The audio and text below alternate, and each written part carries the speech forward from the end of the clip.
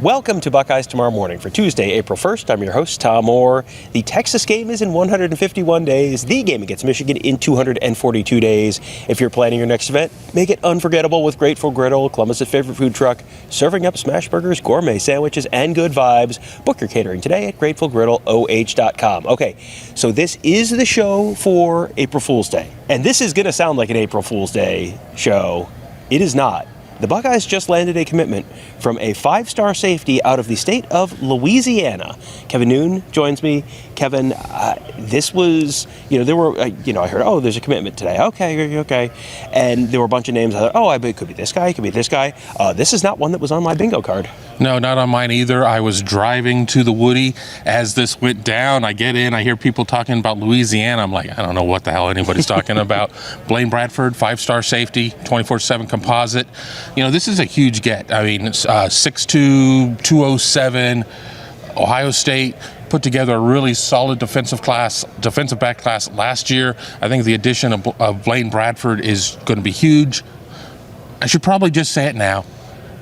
They got to hold on to him. Mm-hmm. And that's going to be a challenge, and we'll kind of get into all the points why, but we know who leads right now. It's Ohio State. Yeah, and, this is, again, it's April 1st, so early signing day is more than 8 months away, so you got a little ways to go to hang on to him. And he has an older brother, is that correct, who is a 2025 class member, so just signed with LSU. So that's a whole nother reason why this was kind of like what?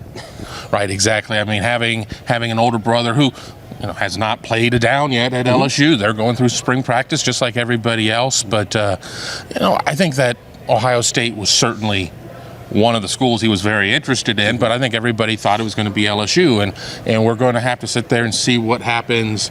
He does have an official visit set to Ohio State on the 13th of June. As of now, he has an official visit for LSU set on the 20th. It would be really nice if Ohio State could dissuade him from going to Baton Rouge to check out his brother. I mean, granted, it's just down the street. Both went to Catholic high school there, but yeah, it's going to be interesting, and we haven't even necessarily gotten into Georgia and Alabama and Auburn, other schools that will certainly really present a challenge as time goes on. I take us back to Naeem Offord and his recruitment, and Ohio State was sitting in great position until it wasn't, so stuff happens. Yeah, stuff does happen. And with a with a five-star guy, anywhere, in-state, it can be a challenge to keep someone. Out of state, who knows? Everyone is going after them with everything they've got. But we've also seen over the years the two brothers who go to a school, and you normally assume, well, if they both have an offer, obviously they're both going to go to the same place. Well, not necessarily. We saw the Styles brothers. Lorenzo Styles went to Notre Dame, and then everyone went, well, where Sonny Styles is going, and then they did end up playing together, but they ended up playing together in Columbus because Sonny came to Columbus, and then Lorenzo followed him there. So, this is, that is not necessarily a absolute. This is a, lock, stock, barrel, no chance you're gonna pull someone whose brother's going to a different school. And as you said, there's a lot to do to hang on to them. But Ohio State does have a lot going on for them right now in this recruitment as well. They've recruited very well in the secondary with Matt Guerreri and Tim Walton. But you've also got, you want some proof of concept of how things can go for a talented safety from the South? Well, Ohio State has a guy who wears number 2 on defense right now. That's a pretty good proof of concept. Right. Caleb Downs certainly is a banner carrier in a lot of ways in terms of what is possible.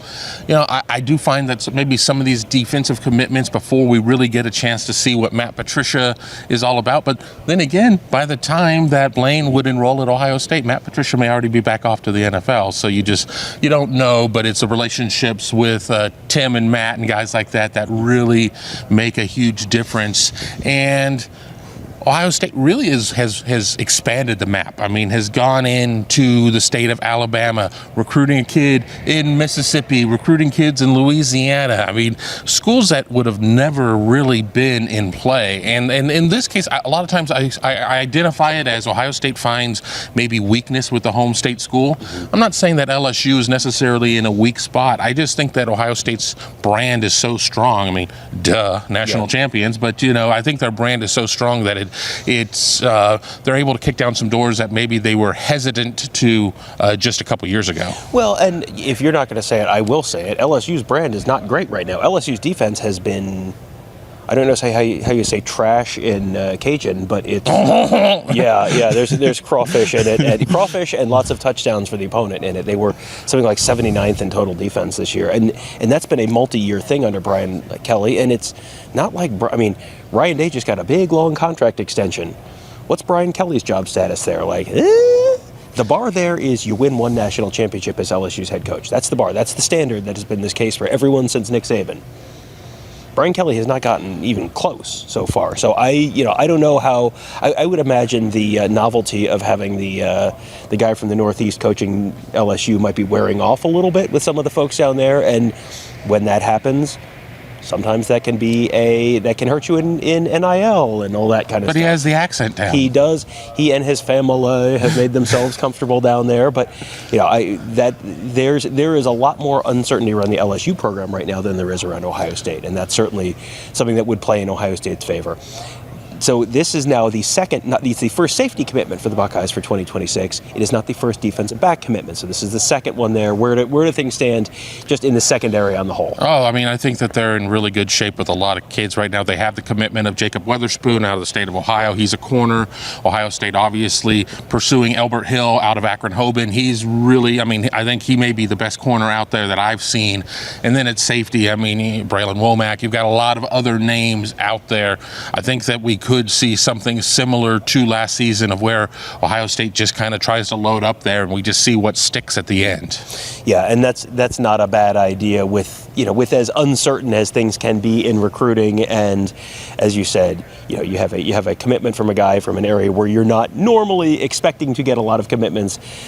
Last kid from Louisiana to play at Ohio State. They just had Jair Brown, sort of from Louisiana, but also went to high school. Largely from Ohio too. You have to go back to people like Nader Abdallah and Jonathan Wells. Yeah, it is not. That is not an area where they have traditionally pulled a lot of guys, but they've pulled guys recently out of there. They've pulled some really talented players out of the Deep South, Alabama, just in the last cycle or so. So, yeah, very, very interesting, very surprising commitment for the Buckeyes, but very good news. And yes, real news here on April 1st for the April 1st show.